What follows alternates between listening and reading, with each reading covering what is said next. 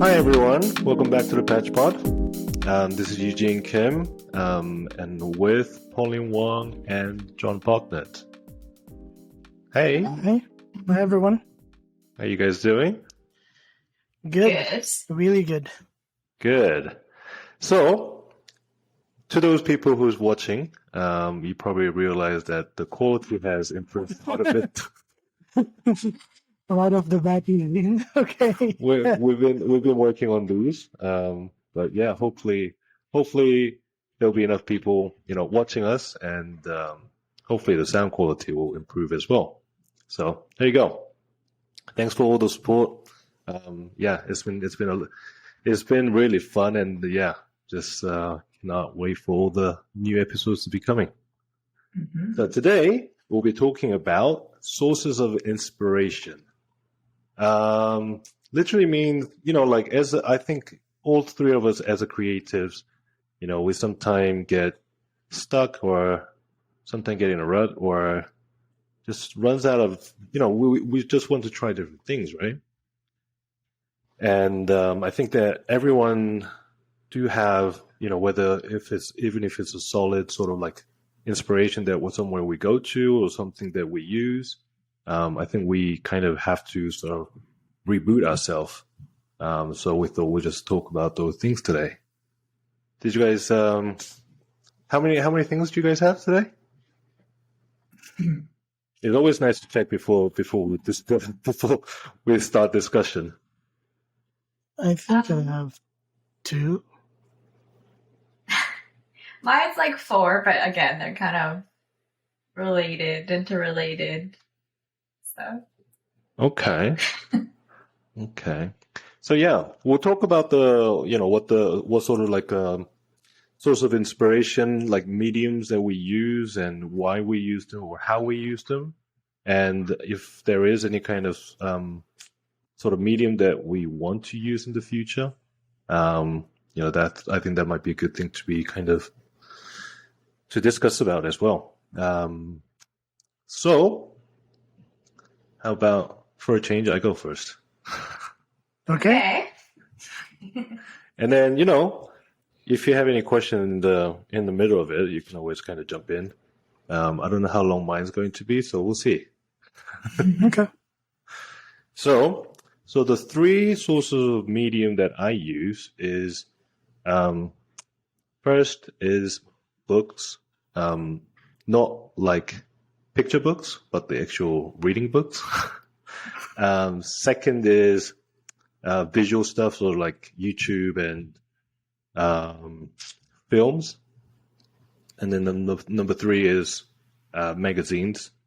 And I think I think preparing for this episode was kind of a good thing for me in terms of like how I kind of been using a lot of these stuff without really knowing why I was using them. But yeah, so I thought I'll pick out those 3 different types of mediums and sort of like go through with you guys. So for the books, I think books is great for sort of like imagination world, because whatever that you read, because it's a text, sometimes we don't really see the visual side of it. So I think it really sort of like unleashed the power of imagination. So it's like, I think fiction works great, but even like something like self-improvement books are great as well, because I can see what I'm doing or how I'm trying to improve and trying to even like remind myself like what the whys behind a shoot or a business, or if I'm having consistent sort of like voice in every shoot, every weddings that I shoot, that sort of thing. So I think that's why I like reading books and trying to sort of like picture things in my head and hopefully prepare the next session and improve in ways that I probably haven't tried before. So yeah. So that's book. And then for the YouTube and films, it's slightly used a little bit differently, but films I think is where I get the sort of like the latest trend, like what the sort of like color combination that works for, something that we call cinematic style and all that kind of stuff. So knowing what the trends are and knowing what the sort of like some of the movies have really bold colors, and in sort of like my mind, I don't think that will work, but they do work in the movie, or they make it work. So just kind of seeing that sort of color combination or some of the bold movement, I think is kind of a nice thing to see and experiment with it as well. And then with YouTube, I think YouTube is so vast. It's like we can kind of pick and choose whatever we want to see and learn. But there's one channel that I really learn a lot from is a guy called Sean Tucker. Do you guys know him? No. So he's a UK based. He's a portrait photographer. He does a little bit of studio. He likes to do a lot of street photography. He's an introvert, and he's a great speaker. And he runs his YouTube channel like literally against YouTube algorithm. People say like you have to post like 2 videos a week. He posts probably like 2 videos a month. And then every video that he creates is like 20 minutes long, 25 minutes long. So they're long, but they're very like thought provoking, and there are a lot of whys behind. So that's why I think it kind of drew my attention. And whenever he posts his video, I actually make time to watch his video, like not like something to watch it in the car or like before going to bed or anything, but actually spend time to listen to what he has to say and really think about some of the things that he discussed. And that's been working for him. And so he has as many subscribers as someone like Taylor Jackson, almost 600K. So yeah, it's and I think there I do both visual side of things as well as sort of like fundamental, like the sort of like whys and sort of like the principle side of things of when taking pictures. I think that's the sort of like the source of inspiration that I'm after when I'm watching his channel or the YouTube. So yeah. And then lastly is magazines. Magazines, it can be anything from like GQ, Vogue, some of the wedding magazines like Bazaar or the Martha Stewart. And I use them, I think, differently. So like GQ, for example, I often look at some of the ads.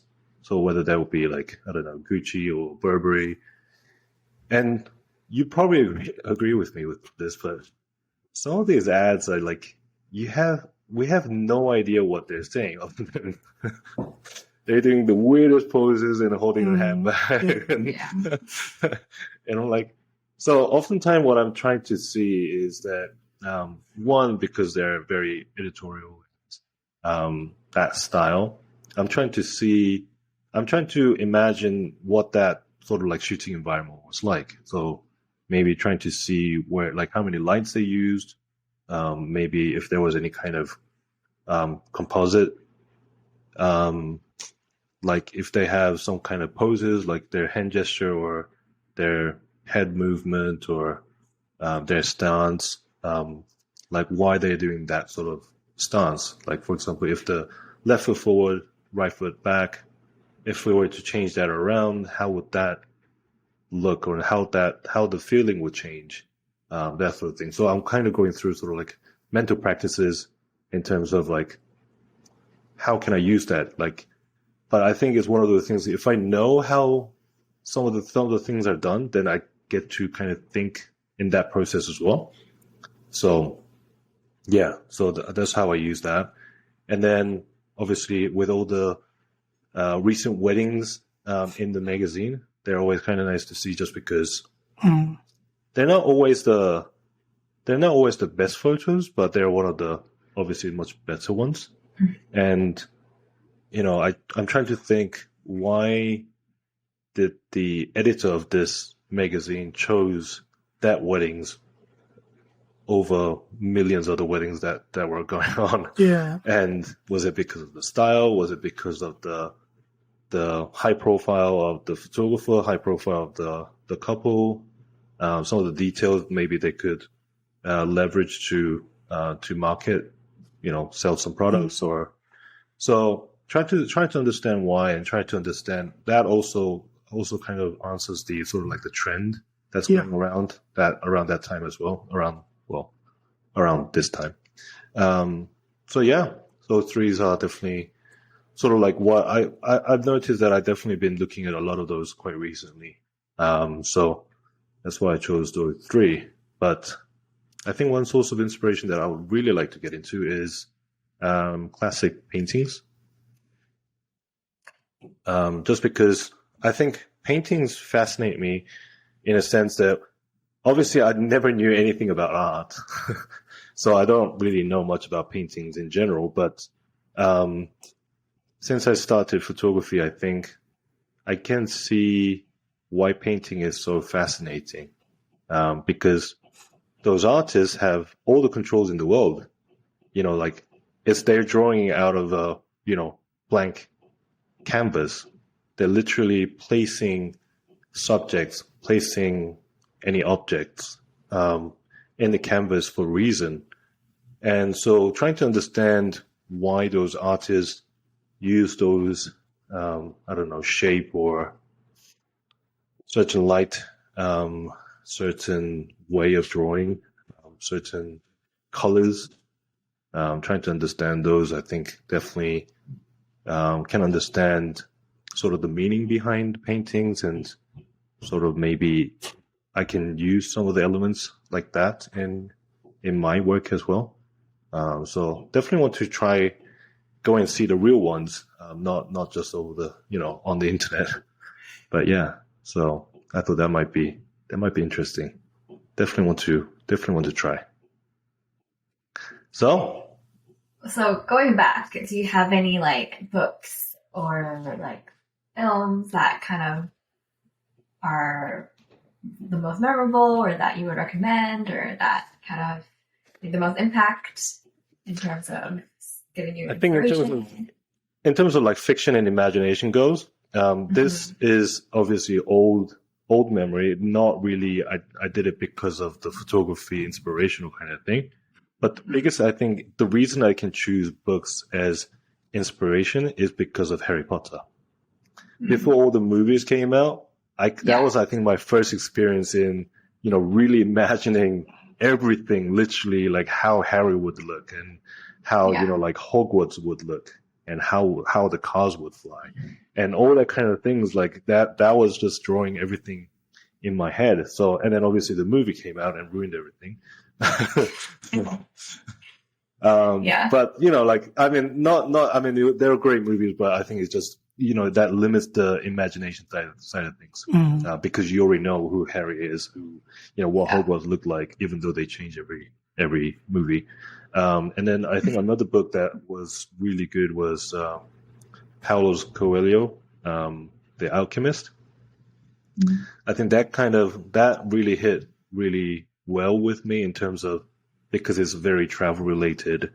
You get to really see the sort of like Northern Africa. You can, a lot of people haven't been, so like you can really picture it in your head in terms of like you don't really have the right answer for it, but you can picture it and try to think what that situation was like as well. And of course, different timing as well. So yeah, there's a lot to kind of think about. And then I think sort of like self-development book, I think something like Start With Why by Simon Sinek.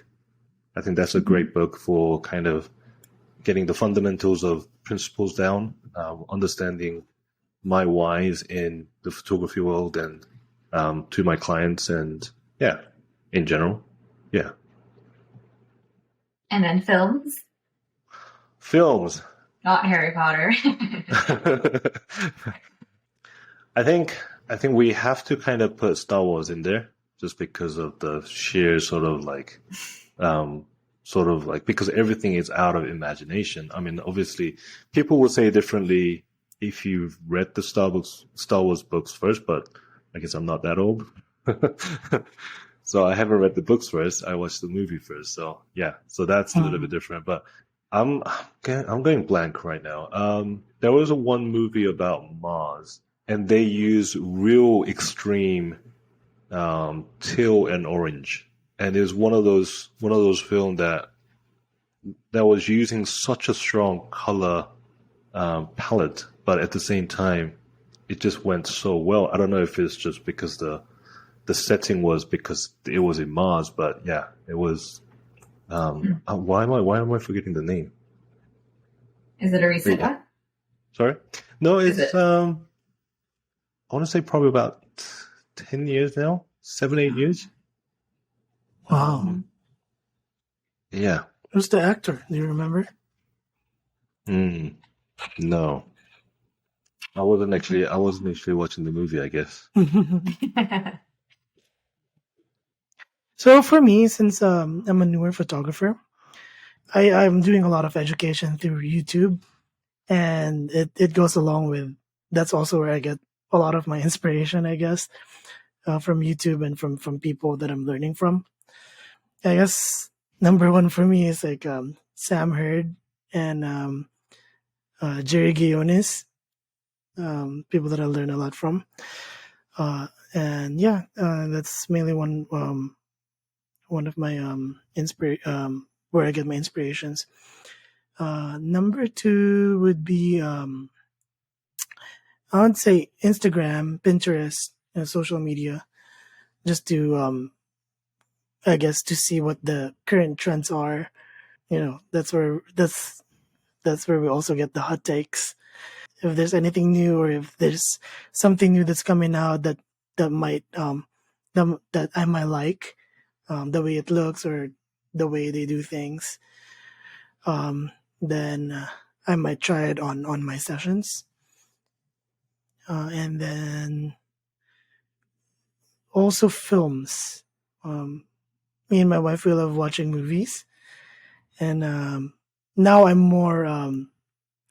I guess I'm more aware of compositions, colors, how dark movies are, like how they light up the shadows, and how they preserve the shadows, or how the light hits the certain part of the characters' faces. I guess I'm more aware of that, and it's kind of like also learning from that. So the way I use YouTube as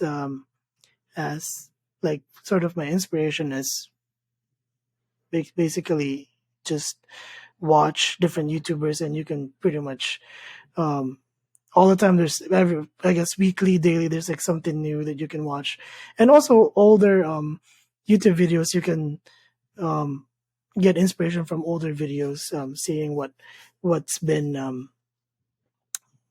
happening back then, like a few years ago, 5 years ago. You can still get inspiration from that. Of course, Instagram and Pinterest, Facebook, you always see different photographers, different doing different things. I don't really have any specific person aside from, I guess, Sam Hurd. I guess it's very unique the way he makes his art, his photos, and I like that style, like punchy and bold, vibrant colors, and that's where I'm getting my style as well. Yeah, I'm just getting like whatever I like from different people, and I try to implement it on my art and see what works and what's not working. But for me, I have been noticing that that's what I like really bold and vibrant, punchy, contrasty images. And then I just like how unique his compositions are, the way he has different layers in his composition. And yeah, it's really interesting to me. And that's what I like to do in some of my photos as well. And yeah, for films, sometimes you just watch a movie and like, wow, how did they do that? It just makes you wanna experiment and try to recreate certain scenes. There's a one specific movie that I really like. It's have you guys heard of have you guys watched Walter Mitty? No. It's like it's a really interesting movie, but he was like he's a type of character where he always zones out, but he goes to like this different places. But there's this one scene in Iceland that I really like. Anyway, but it's a really cool movie. I think the title of the movie is I forgot the complete title, but the main character is Walter Mitty. Anyway, yeah, it's Ben Stiller, Ben Stiller's character. So you're going I to try thought to recreate that in Iceland? I hope so. Yeah, there's this one scene that I really like. He was skateboarding. It was a road shot that I really want to do. So we'll see. For like other mediums that I want to use in the future, I'm always open to like learning and like looking at different stuff. So now I'm starting to look more into blogs, photographer blogs, and see what they're trying to do. Most of them are like educational stuff. So I guess you can say like what I'm doing more right now is like education, and also like whatever it is I'm using for education is also what I'm using as an inspiration mostly. Very good. No question. I don't have any Okay. question. Well, I guess we're gonna go with you Pauline covered next. you covered everything during your chat. So Okay, good. It's my Yeah. turn. Yes. How about you, Pauline? Kind of more all over the place, just because it really depends on what I'm trying to find inspiration on, you know? Hmm. Like whether it's for a shoot coming up and I'm trying to kind of be prepared, trying to look for inspiration, then I would look for sources versus if I'm just looking for inspiration to be motivated or to work on my business, you know, it's going to be different on where I'm kind of looking at, if that makes sense. But I think the one thing that is kind of encompasses everything would probably be social media, just because I use it all the time. Unfortunately, my screen time is quite high recently. And I think especially with social media and Instagram, you kind of like YouTube, you find everything on there.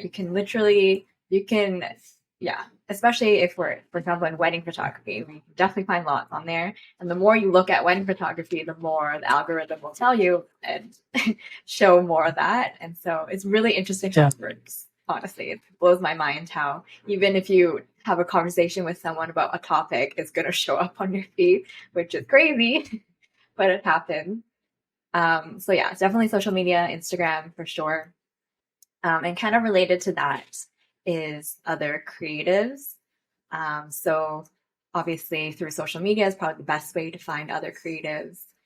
You can definitely find people that are similar to you and also not similar to you, right? I think kind of what John, you said, for example, you really look up to Sam because he's doing kind of what you're really into, and that's something that you want to do yourself. But I think that's really important to find those people that really inspire you. But I find if you branch out as well to other creatives, not necessarily for their style, but you can find inspiration through their work in different ways. So not necessarily their editing, but maybe just their posing or even in their captions. Like maybe you just like how they do their captions. So that's why I really love social media, just because, and creatives in general, because you can find inspiration in many facets, not just one aspect of it. And then kind of, again, similar is just education in general. So I really find inspiration from taking courses and workshops, whether that is like in a course online or going in person to a workshop or watching, videos on education, whether that's helping me to build my confidence and to build my business as a whole, or just to be motivated. Again, through education. So education can find anywhere. So that's kind of the general topic, I guess. And for me, you both know I really look up to Maddie May and all the educational things that she puts out, because she's been really helpful as well. And she honestly is the best. Like every time I message her, she'll message me back really quickly. She'll answer all my questions if I have anything. So again, that kind of ties back to creatives being open with other creatives as well. So it's crazy that, considering how successful she is and how big of a following she has, she still manages to make time for me or, for other people that do reach out to her. So I think that's where I find inspiration as well. So just her as a person, that's something I want to be as well and kind of, look up to. And then another thing kind of similarly with education is podcasts. So I find listening to different sources of podcasts, so different topics and genres, so not just podcasts on, say, wedding photography or photography, but podcasts in terms of, business or just lifestyle or even pop culture. You can find a lot of inspiration in different types of podcasts. So yeah, that's what I said in the beginning. It's all over the place, but I feel like it really depends on what I'm kind of into at the moment. And also, especially like say for in a shoot and I'm out in the nature, I find a lot of inspiration just from what's around me. For example, if like, this view, this landscape, there's some trees kind of framing this way, then that gives me inspiration to bring the couple there. So it's kind of, not really expecting inspiration, but just letting it come to you. I don't know if that really makes sense, but so yeah, I find inspiration in just what's around me, and just nature in general. I think that's why, by taking these workshops and being open to learning new things, that's gonna help me when I'm out there kind of doing my thing. Yeah. And lastly, kind of similar to you guys, films, videos, and also music. None of you guys mentioned music. Music, I think it all ties in together as well with like podcast and Instagram, but music really helps me, especially when I'm making reels, to give me inspiration. I have an idea in mind, but I think listening to music really helps it bring it all together for me. It all ties everything together and kind of steers where, for example, my reel is going to go, how it's going to be told and expressed. So music is definitely a huge one. And films, one was actually a TV show, but one in particular that comes to mind often is the show Narcos. Have you guys heard of that show before? Yeah. Very popular. Very popular. Yeah.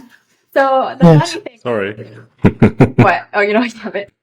Have you heard of it at all? Do you know what it's about? No. So basically, it's all in Spanish. It's about like the Colombian drug trade. I think it's mainly cocaine, but drug trade, and it's based on true events. So yeah, there's some truth to it, but obviously it's a show, it's drama. So it wasn't actually my idea to watch it, but it was playing in the background. And what actually kind of brought me in and kind of got me hooked on it was actually just how it was filmed and all the composition, the colors. And obviously I'm trying to learn Spanish also, so that was another thing that got me into it. But it really was like what got me, wow, like this was beautifully shot. Like the way, they put the camera in this angle, it really blew my mind, honestly. So I recommend it if you kind of want something in the background, even if you don't know what it's saying. It's just nice to watch it for, cinematic purposes. Narcos. Yeah. I think there was a movie or the Netflix series that you recommended, Pauline, to me. It was about the nature stuff. I forget the name, but I watched like the first 2-3 episodes about the polar bears, and that was beautifully shot as well. That was very cinematic. Yeah, I enjoyed watching that. Yeah. So yes, that's a good point. Like all the nature, animal related documentaries, totally. That's a huge inspiration for sure. Yeah. It's just so nice. Yeah, that's all I have. But it was kind of, there's a lot. That was first, like, you sounded like you only have, like, it was going to be very short, like, uh but, like, it was like kept going, kept going. That's how where my mind goes. It's everything, honestly. Well, I think that's what the creatives are. Like, that's we can definitely find inspiration from anywhere. Like, even if it's a whole movie without any inspiration, still in that movie, we'll be able to watch that, probably like one scene that could trigger us to kind of think in different ways, and go down that rabbit hole of taking the imagination to different places. So you mentioned you follow some of the creatives on Instagram or other other social media. Do you follow any other creatives other than photography world, like any other creatives? Well, before I got into wedding photography, I followed a lot of landscape and nature photographers. Mhm. So definitely those ones. But I think even just scrolling through, your feed and exploring, you can find lots of inspiration. Yeah. And even like sometimes when I kind of need a break, it's where I go as well, just to have a laugh, because there's definitely going to be videos here and there that going to make you laugh. And sometimes I'm just sitting on the couch, just like laughing to myself, and I probably look like a fool, but but sometimes you need a break. So yeah, I mean, in terms of other creatives, honestly, I think everyone can say they're creative nowadays, because they can, they can just put photos that they've taken together into a reel, and put a song to it, and that, they become a creative, right? Like they are now, Instagrammer. So I think everyone is capable, right? Everyone has their own style, and they can express themselves differently. So yeah, even just friends that I follow. Yeah.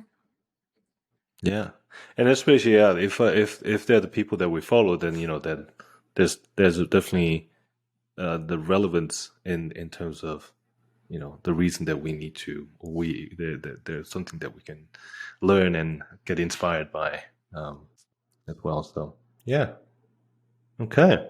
Well, that was pretty good. That was I honestly, it was a lot wider sort of field than I sort of like first expected, because like when we sort of first decided to do this episode, I was gonna I think yeah, social media was the first thing as well for me, and I think started thinking, and what do I really do to sort of like get myself out of thinking out of the box, and trying to do different things. So that's how I got to find what I do. But yeah, so it was quite fun to prepare for this episode. So I think we definitely covered a wide range of inspiration or sources of inspirations. If any of the listeners can think of something that maybe we haven't covered, because I think different people have different areas. Like definitely, like when Pauline mentioned music, I can definitely see that music is a source of inspiration, but at the same time, even though I do like listening to music, I don't think that hits me as well as some other things. So I think people definitely works differently. So it'll be nice to hear from our listeners that maybe what's your source of inspiration.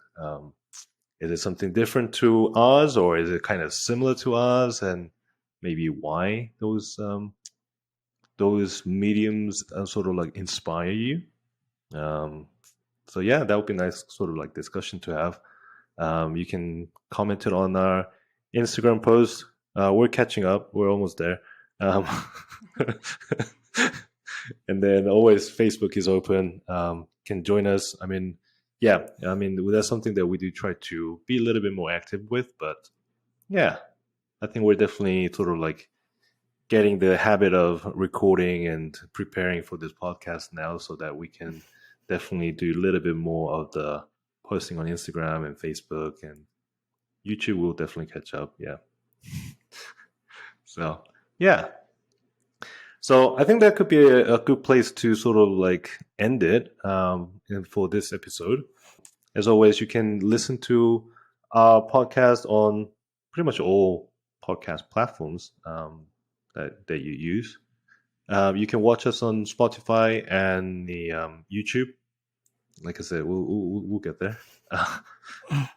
And then for the next episode, we're going to take a slight. Is it a break? We're going to take a slight break. It's not going to be a one massive topic. Instead, we're going to sort of like talk about sort of current trends, the hot takes, quite a few of them. So yeah, I think it's kind of nice to sort of like listen to what's going around in sort of like this day and age of wedding photography world, and maybe hear our opinion on those things as well. So yeah, I thought that might be pretty good things to sort of cover. But yeah, that's for the next episode. All right. Well, this was fun, right? Yeah. Okay, so we'll see you guys next week. Bye, everyone. Bye.